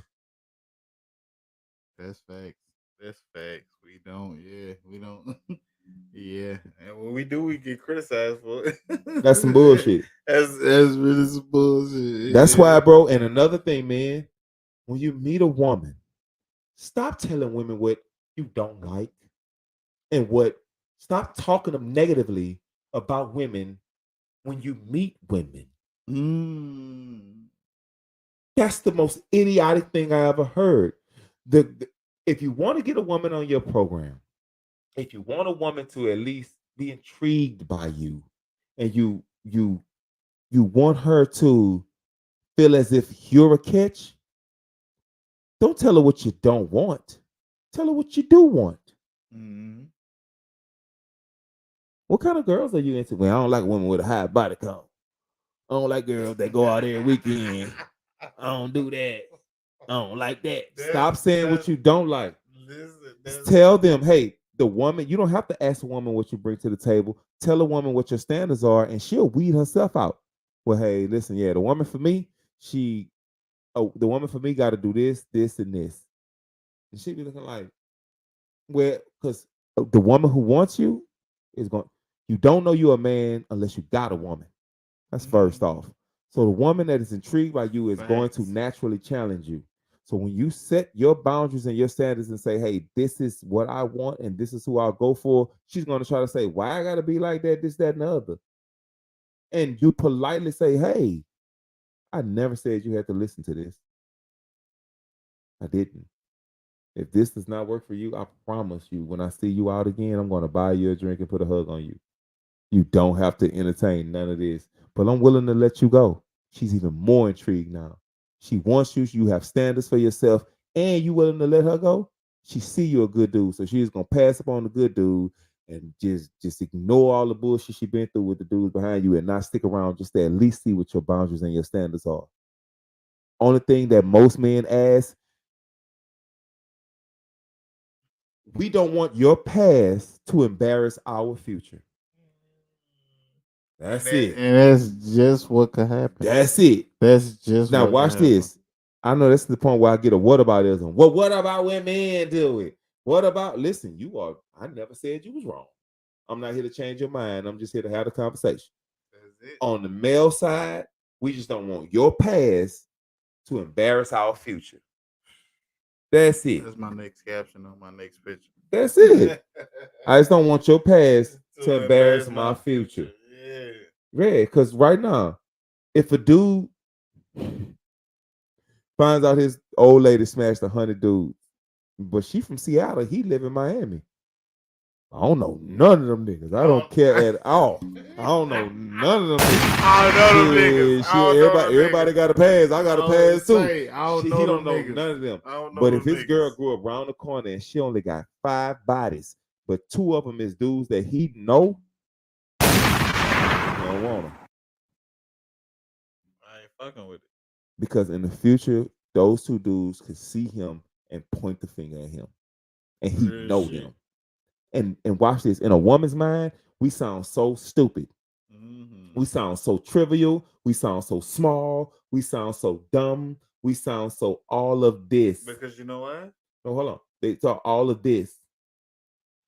But I can't. Nobody ever said, Ernest, don't like hoes. Fact. I knew from a young age that, hey, girls got something between their legs and that they let a lot of people play with it. I don't want it. Mm. It's just something told me that. Nobody, that was not ingrained in me, that was not societally taught to me. It wasn't. It's naturally happened that way. I'm not here to judge you. Do what you gonna do. You ain't gonna get straight outside of nobody anyway, and we all recycled. It's all good. It's all We fucking all good. recycle. You know what I mean? And if you get to the point where if you're still asking people their body count, you're too young to be dating. Too young to be doing that. Because listen, everything a person is, they're gonna show you. It's coming out. It's coming out. You're gonna be able to tell how they respond to certain situations. You will. I promise you. I ain't gonna lie. I ain't gonna say that because you know people bring out a lot of fake and facade. You know when they dealing with certain people. Mm-hmm. You know if you meet somebody, you're not gonna fully just throw yourself out there and tell them fully what you're about or fully what you got going on. I'm gonna say that. Yes, I am. That's different. That's different. I had a conversation with my wife 2 nights ago, and I told her, I said, the reason why I was so adamant about losing weight was because I was an open book with you in the beginning, and I never wanted to not be myself and start things off with a lie or lie to you in any kind of way. When I met you, I was working out, and I told you I was going to lose weight and get my body fit. And even though you loved me how I was, you didn't care. I still felt like I told you that. I said the equivalent of me not losing weight when I told you I was in the beginning is the same as when a woman meets a guy and he's like, oh, my car's in the shop.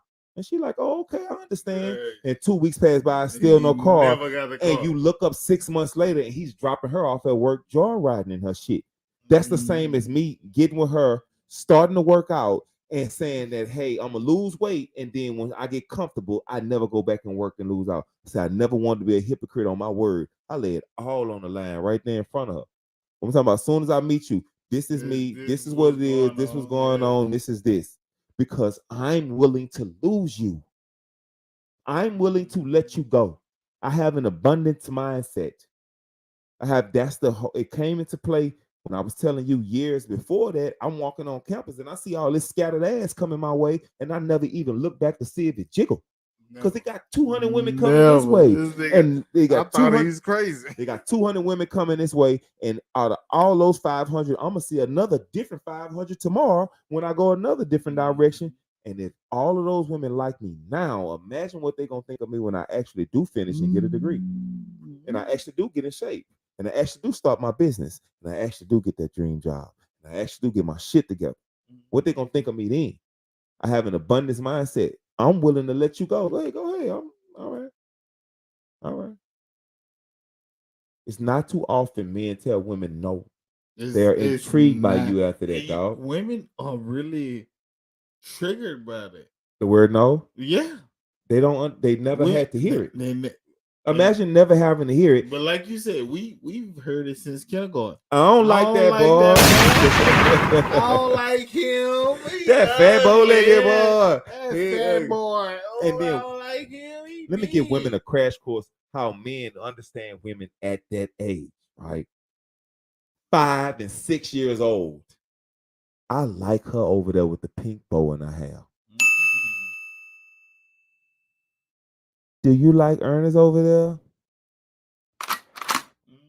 No. Why you don't like him? He fat. He bow-legged. I just don't like him. And me, okay. Oh.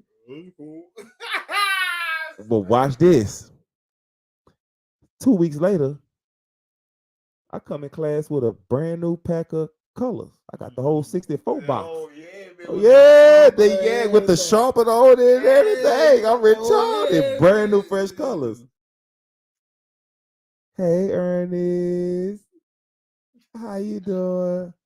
Can I use your red? Yeah, you can use that bitch. You go get one out of there. She like me, y'all. She like me now, y'all. She used my colors. Brought the color back over there and went over there to my homeboy. Mama ain't bought him shit. That hurt. Took my colors over there to color with that nigga. That hurt. At 5. We get a dose of reality at 5. Man, all over the world. At No matter what. And women don't hear no until they get to about 15, 16 years old. And she is not the most desired girl on campus, but she's go for the most desired guy. He's like, no, I don't like you. And now she's crushed because her whole family told her she's beautiful her whole life. And then she got to the real world and somebody told her no because of her looks. She never had to hear it. They hear it late. You know, that's why I always say women hit the wall, men are born at the wall. They ain't gonna tell you no. No, we born like women start life in the fast lane. Once things start declining on their looks and all that other good stuff, and they run into a spot where men ain't coming like they used to, that's a reality check for them. But boys, we're born right outside of that motherfucking wall. We born like 10 steps from the wall, and we walk up to that bit like at 13. You start getting a little fuzz around your balls and a little hair on your chest. The chest start to change. You start wearing deodorant. You like, God damn. This motherfucking wild eyes, a motherfucker. But from the age of like 12 to 25, we just keep hitting our head on that bitch. Boom, dropped out of school. Boom, fail. Boom, smoking weed. Boom, addicted to porn. Boom, not working out. Boom, dropping out. Boom, barely graduating. Boom, going out to the nightclub. Boom, spending your whole check. Boom, buying bottles you know you ain't gonna buy. Boom, tricking off money for girls who ain't giving you enough. Boom, I'm talking about just toe up. You keep hitting your head against a wall you've been standing at since about 13. But Since a child. things don't get better for you until you climb that bitch. And the only way you can climb it is to become something. Most men climb the wall, scale the wall, and once you get to the other side, smooth sailing. Once you get in shape, get you a job, get you credit good, you smooth sailing. Because at the end of the day, all women want that at least bare minimum. You ain't got to be the most in shape, brother, and she ain't got to be the best looking woman. But every woman want a stable man. You at least gonna be able to find somebody. That's why I tell men all the time, dog. Like you born at the wall, you gotta climb that bitch and scale that bitch. Once you scale that bitch to the other side, you pretty much smooth sailing. But women don't live like that, dog. They born with their value. You are not gonna have the same experience as them. You're not. Stop looking for it. That's why, like you always say, women can't do what men do and still be women. Men can't do what women do and still be men. You can't. That's real shit. You can't. Like you can't. Man, I told my wife the other day, if men were like if you turn men into a linear, turn men linear, women linear, and it looked like the heartbeat monitor, all of you lay women out linear like this in every area where they're good It spikes up, and every area where they fall short goes down, goes up, down, medium, up and down like this, and every place that's jagged, you know what I mean, up and down, left and right. If you did that to men, everywhere where we're bad, go down. Everywhere where we're good, go up. And if you put us together, it will lock like a puzzle piece. We just fit. It's just me. We just fit. We are equal, but we are not the same. Nor, if you were the same, she wouldn't want you. Facts. Let's just keep it a buck. Facts. Because if you are the same height, you're too short. If you make as much as her, she can do better. She don't want equal. She wants somebody who is superior to her in every way. Yeah. It's okay to say that. It's okay I respect that more. I'ma always make sure that I'm in a position to provide and to lead. I don't care what goes on around here. I don't care. That's my mind frame. None of that. I need to provide. I don't care about nothing else. Listen, I need to make sure these bills paid. You better. I need to make sure everything going smooth according to plan. I don't need nothing else. Shit, you don't pay them bills, your ass is out of here. Let's see something. Man, we finna watch. We finna get another video popping, bro. Let's see.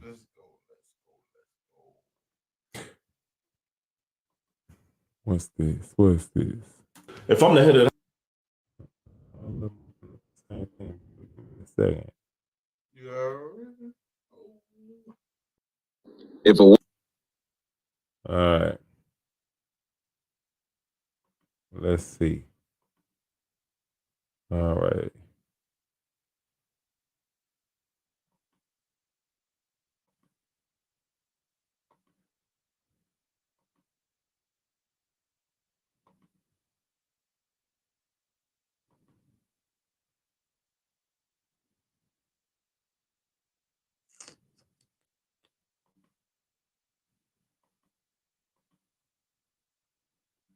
Share that. Click there. All right, you ready? All right, this is King Talk on the Lapeef Network. Shout out to the Lapeef Network. Dope content. Dope content. Let's go ahead, King Talk tonight, bro. I'm gonna put you on this show. It's just a panel of men, just straight men. They all having grown people conversations. You know, some married, some not. Some married for a long time. Got some divorced brothers, single brothers. You got brothers on there doing their thing, you know. And we're just gonna check them out and hear what they got to say. So let's listen to this. We're gonna get us a play, and then we're gonna react to it. Let's get it. a woman doesn't have a dad, it's not her fault, but it's imperative for her to find some type of male figure that her new boyfriend can have a conversation with, because we need to know who's teaching you, where you come from, what is your lineage, like what is going on in your family. You feel me? I do not deal with women long term who don't have no daddy. If a woman doesn't have a dad, it's not her fault, but it's imperative for her to find. All right. That is what's his name? Mr. Let Go. Shout out to Mr. Let Go. How do you feel about what you just heard, bro? How do you feel about what you just heard? Don't marry her unless she has a dad at home. Or you don't have to answer that directly. Just tell me what you think about what you just heard. But I don't feel like that's a true narrative based on the simple fact. My sister Shay, you know Shay. My sister didn't. I mean, she had a male figure in the house, but she didn't have her dad in the house. Her dad is in her life, but he's not present every day. He did say, or a male figure that the guy who you want to marry can have a conversation with to see where you come from. So you, Dre, Sean, you know, she has a host of brothers and uncles and cousins who, you know, she has positive male influence in her life. That's basically what he's saying. don't marry or long term get with a woman who doesn't have a father or a strong male presence in her life? Well, to be honest, I can't relate to that because every woman I know in my life, whether I think sister, cousin, aunt, you know what I'm saying, any type of female figure who I've known in my life, they've had a male figure in their life. Mhm. They've had a male, so a male head of house in their life. So I can't really answer that, which is wild Right. because I usually have an answer to everything, but every woman I know, like personally, every Mhm. woman I know, Yeah. they have a male figure, some type of male figure in their life. And, Okay. and Shay remind me every day of. Okay. Well, we'll just keep it. Well, hell, did she have a dad in her life? How do you feel about that? I feel honestly, I feel if she don't have a daddy, she won't know structure. Like, cause my fiance showed me like a female with no dad or no male figure in the house. She doesn't come with structure, so she don't know how far to go. She don't know what's the end result or when to stop an argument. Mm-hmm. Like I ain't gonna like having like, and I look at you. I look at your situation like your marriage and your father-in-law. He was there. You know what I'm saying? So Chris don't know nothing other than a male figure being there. So I feel like just a male presence that that stops a lot of BS. A male presence just being there and knowing like, oh, this nigga ain't gonna play that shit. This person ain't gonna do this. You know what I'm saying? Because of what's going on. What's the difference in the women you've dated that have had a dad and the women who have not had a dad at home? What's the difference in those women? That.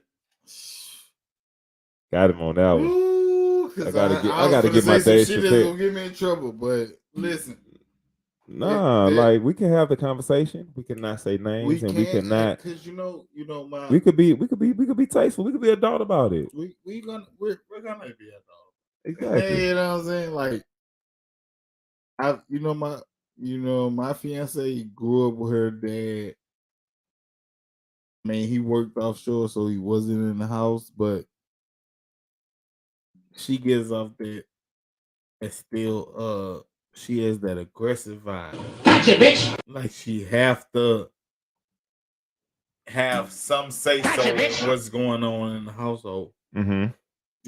With versus law. You know what I'm saying? She said, "Okay, say that again." She feels as if she has to have a say so in the household. She has to have a say so in the household. Like no matter what it is, if it's just something as simple as taking the kids to school, Okay.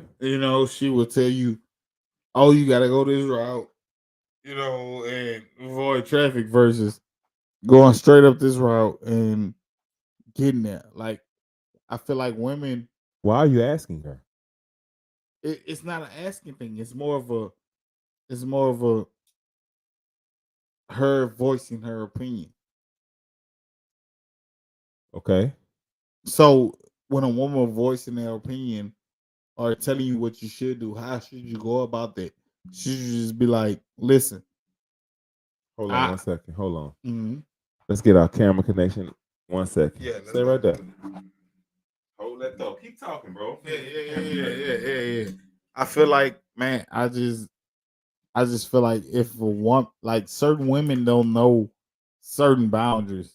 So I feel like if a woman feel like she's had to be there all of her life and had to make sure everything is secure, that she's gonna go that extra mile. She's gonna do those extra things to make sure she's given she's maintaining her position, Mm-hmm. so to say. But I don't know. It's weird because like I be looking at your situation and looking at other people's situation like it is different. Law growing up with her daddy because she know what it is. Not so to say she just bow down to you, but she actually takes into consideration your advice and what you have for the family. Right. Well, I will say this. In relation to what he said, I would have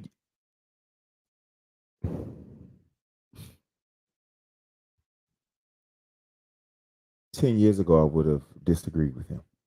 Mhm. I would not have agreed with him. I would have thought that just because she's at a deficit doesn't mean that she can't be a good partner or somebody, or not a partner, be a good spouse to you. Because a spouse and a partner is two totally different things. And just You that's told another me that. conversation for You another told day. me that. There's You some told things me I'll that. do for my spouse that I won't do for my partner. But hey, that's another conversation for another day. But bro, my wife is the first woman that I ever dated, I ever met. From first girlfriend at like 12, 13. I'm talking about all throughout high school, all throughout college, all throughout my dating days. She's the first woman that I met who grew up in the house with her dad. And I married her. Damn, that's facts. That's facts. So the results, I can't. all that I'm saying is that the results that I got was different. aligns with what he was saying. Mm-hmm. That's first and foremost. Mm-hmm. And the thing about my wife, as far as my wife comes from a lineage of women who have been married for 30 to 40 plus years and got married young. That's what I be telling And they you. were together with these men for forever. All she knows and all she sees is this. That's what I was telling you. Yeah. That's rare. But that's law is a diamond in the that's rough. but the thing about that's what I come from. So if I'm that's what I come from. Seeing couples together for forever. The same thing, just on my side. So when I'm out here dating and I'm moving and I'm moving in a family oriented lineage mentality kind of way, if I'm moving that way and the women that I'm meeting aren't moving that way because they weren't raised and they didn't see it, it's not going to be a good fit. And the problem nowadays is those women, they aren't I'm not gonna say it won't be a good fit. It'll be more of a challenge, or more, they'll have more obstacles, but it's nothing that they can't work through and grow through. The thing is, though, it's incumbent upon the man to have some kind of strong foundation or done the work on himself, even if he comes from from a fatherless home, and has done the work on himself and grown enough into a man to help lead that woman. But it's a lot of men who have not done that. So you two broken people are meeting each other, and neither one can help the other. Neither one can help the other, right?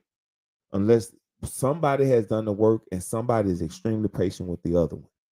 So I think he has a point. I wouldn't say don't marry them, but they would have had to have done the work on themselves.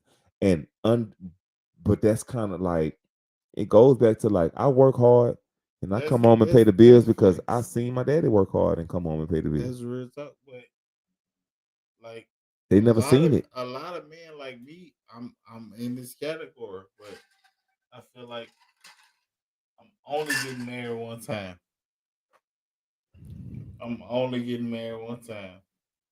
So if you don't have what it takes to keep this marriage or keep us going on, that's it. Like I'm not getting married. After I get married one time, I'm not doing no more after that. I don't care what the circumstances is. I don't care who I meet. I don't care what the chemistry is. Like, say that again. I'm only getting married one time. Okay. I feel you on that. I'm only like, listen, what whatever we have going on, listen, I'm only getting married one time. I'm not doing all that. If I see fit for you to be my wife, I'm going to marry you. But at the same time, if it don't work out, that's it. I'm thugging for the rest of my life. How do you know? Like, how do you say you're only going to do it once? How do you know when somebody's your wife? What? Because I've met people. No, listen. Okay, listen, but that's not. You listen. can't tell me the question I'm gonna ask you. Okay, go ahead. Ask the question. What moment did you look at your fiance and say, "Yep, that's it"? That's Her. what moment? It's one moment that you would like. I'm not even if it was a Google Eyes stage. I'm gonna keep it real on the camera. I'm gonna keep it real. 4K. Us not being together, and my mom I don't even know if it was my mom or my sister. Either way it go. Somebody called and told her I had a wreck, and she stays in Gray, Louisiana.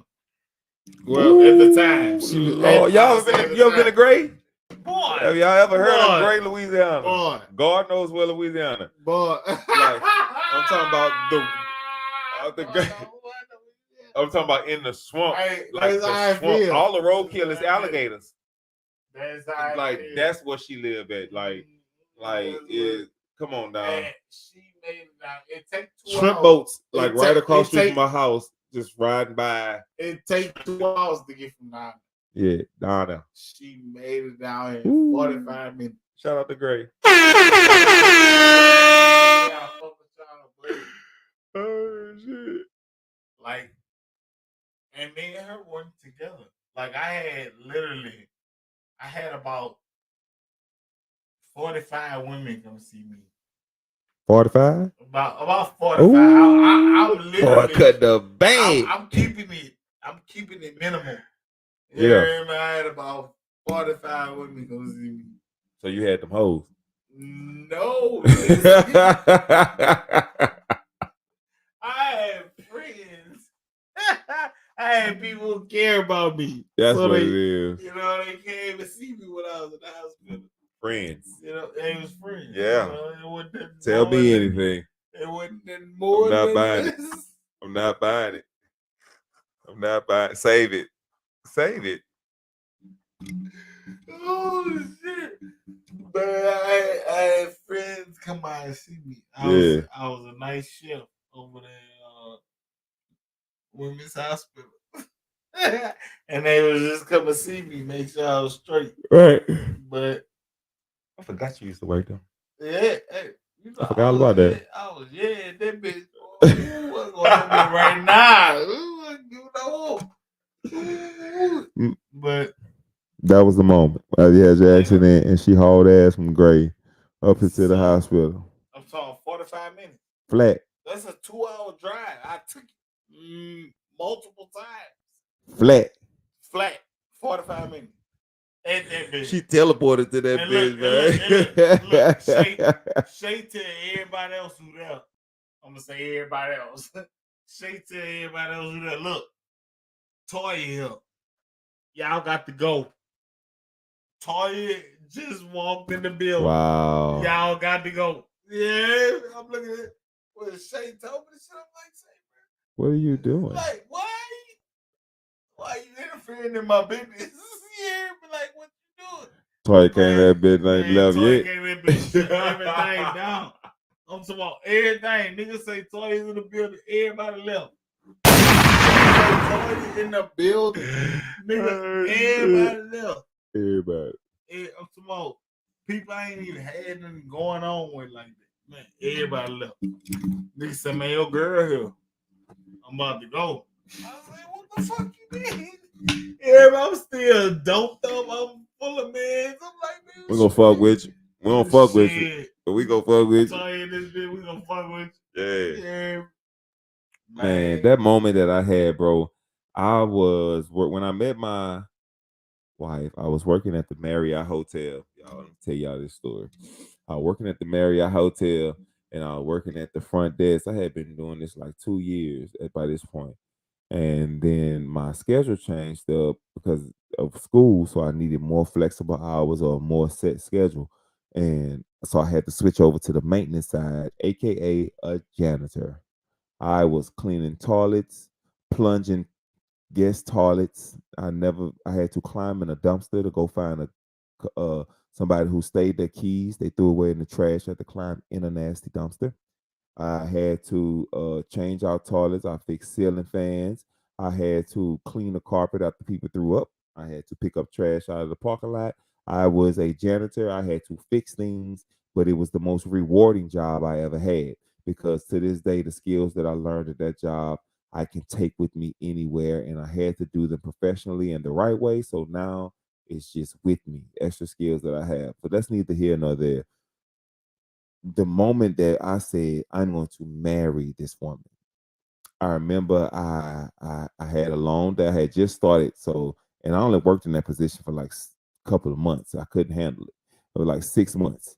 And I came home, I had just started, and I had the worst day, bro. I think it was the day I had to get in that dumpster, and I just had to do just, you know what I'm saying, stuff I thought was beneath me or belittling.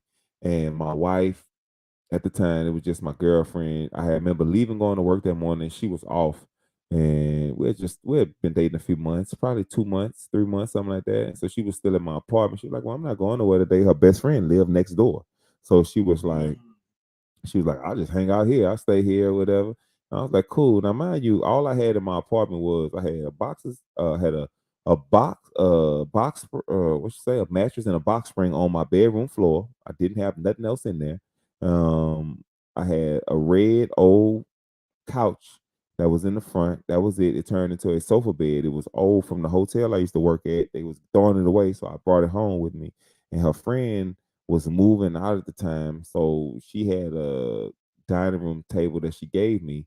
But other than that, I had some broke up furniture in my son's room, you know. But like other than that, I had nothing really major going on. Had some shit everywhere.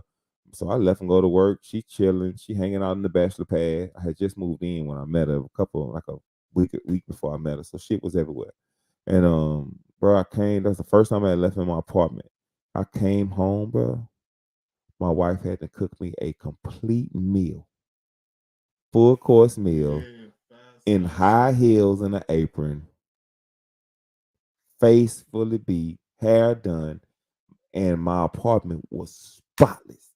I'm talking about vacuum, and she made that red couch look like a lazy boy in that bitch. The broke up furniture in my son's room, she went in there and pieced it together and halfway and did that room the best she could. My mattress and my box spring on the floor had a sheets on it, fresh clean sheets, had a comforter wrapped around it, pillowcases. My bathroom was wiped down. My whole entire little apartment was clean, and I didn't ask her to do none of it. And it was something simple as her recognizing that I needed to eat and that my place needed to be clean. And she did it.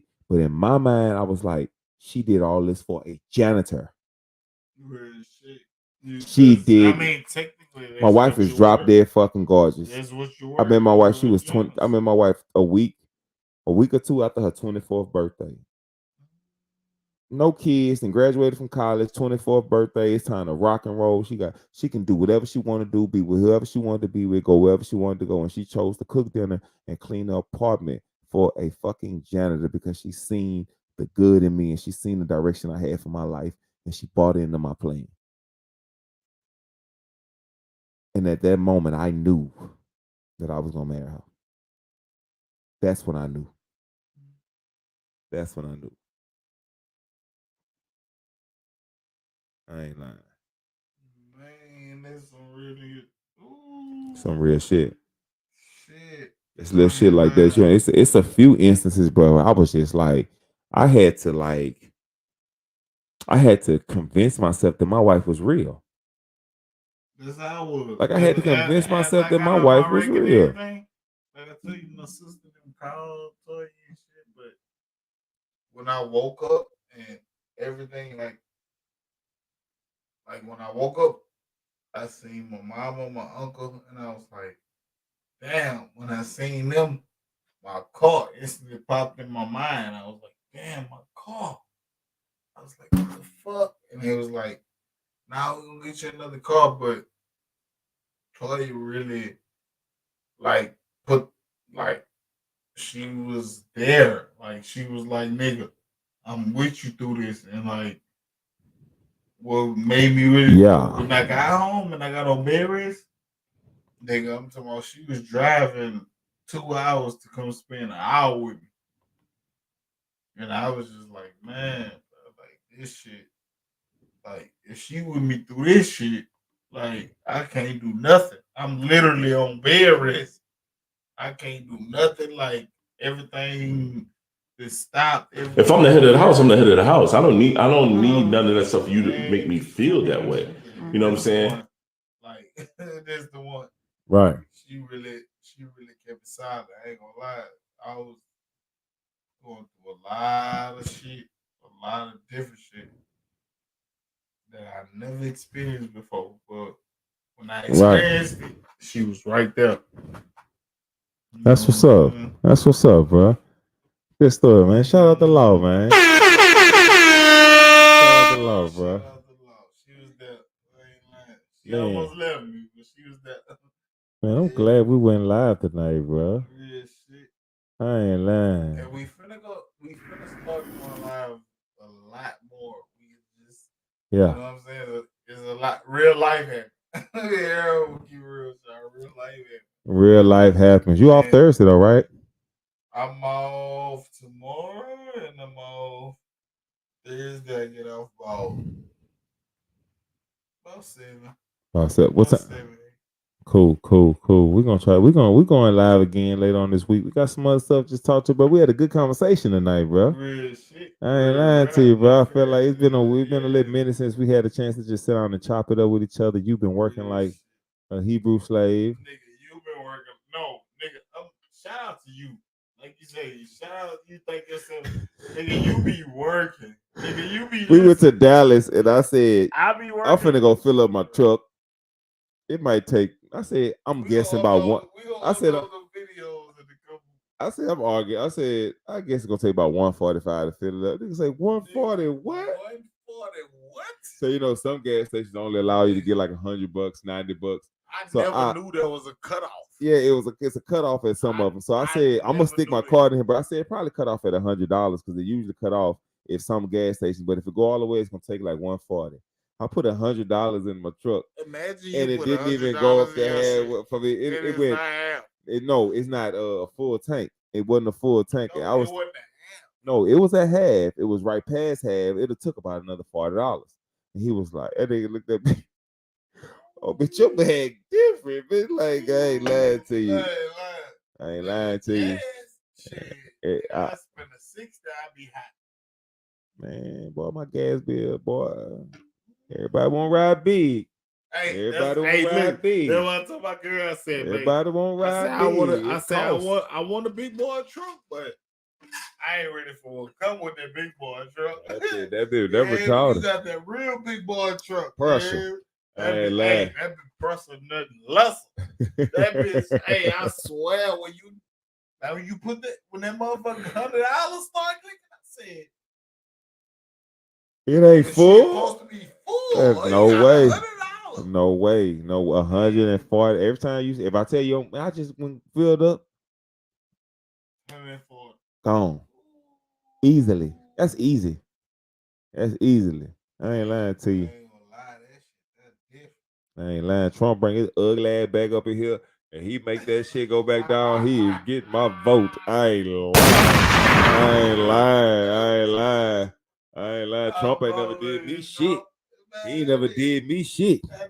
I like somebody who ain't no black person shit. He never did me shit. I ain't lying to you. I made the most money I ever made, and I did the best I ever did under his administration. So all that other shit that y'all got going on, or personal shit y'all got going on with Trump, I don't give a fuck. He ain't never did me nothing. Fix the fucking economy. I don't give a fuck. I don't give a damn. What you gonna do? Trump is a liar. They all lie. Trump is whatever. They all whatever. They all come on now. You can't possibly tell me the fuck Joe Biden doing good right now. But hey, that's neither here nor there. But yeah, man, we're gonna call it quits tonight, y'all. I thought I played that. Don't you know they demonetized us? Not demon. Well, they deplatformed our last video because we played the elevator music at the end on Facebook. We always play it at the end, but they can't. Well, they didn't. They said that it won't be able to be viewed in certain countries that don't have Meta or something like that because of the music and the copyright strike. So we got a copyright strike on Facebook, but we won't have one soon because I'm getting all that shit straight and making our fucking video with not AR song, and I just wanted to make sure everything good. But yeah, man, because of the elevator. Well, that's the only thing. Because I was saying they were saying the music that was played. I was like, I played no music, but I played the elevator music at the end. I guess I played it too long. You know what I mean? But it is what it is. I won't even take no chances with it tonight, man. Few little videos reaction. I want to DT123. Thank you for coming in and commenting. Next time, click the link button and come on up and share something with us. Miss Abel, thank you, bro. You always coming through, sharing the stuff. I want to tell you thank you. Next time, link up, cam up, come up, and we can have a conversation. Aiden, man, bro, I appreciate you again for tuning in, my brother. Everybody, hit the like button, the share button, the subscribe button. Tell a friend. And when you see the link in the chat, come up and chop it up with us, man. You'll see more of us this week. We are definitely going live again before the game Saturday and Sunday night. We are going to have a weekend recap, and we are going to tell you how the night went. Matter of fact, I'm gonna take some video. I'm gonna make some video this weekend. I'm gonna record us. We're gonna have a good time. We actually gonna play it. Let's go. Yeah, Let's man. go. But we Let's gotta go. watch that because I know it's gonna be a lot of music, and any kind of music on YouTube can get you a copyright strike. It's some bullshit. But what I'll do is I'll try to put it together, and I'll try to come up with something, make it real cool, make it real neat. That's what I'm talking about, man. That's what we about. We just trying to Yeah. get it out there, get it heard, get it done. 2 hours gone by, bro. Just that fast. It don't seem like we've been sitting down and chopping it up for 2 hours. Like I always say, pray like it's all up to you, then get up and pray like it's all up to God, and go out and work like it's all up to you. And always, like I say, be good or be good at it, man. Y'all have a good night. Loud and Y'all Strong tune in Podcast, next week. episode 9 in the books. Thank you for everybody for your support. Thank you for we have t-shirts coming. We have our own, we're gonna have personalized shirts that we're gonna wear for the podcast, and we're gonna wear out and about. We're gonna wear our brand, support our brand, push our brand. Thank you to the ones that have read. Thank you for everybody who's supporting, and we have big and better things coming, man. Peace. Most definitely, most definitely.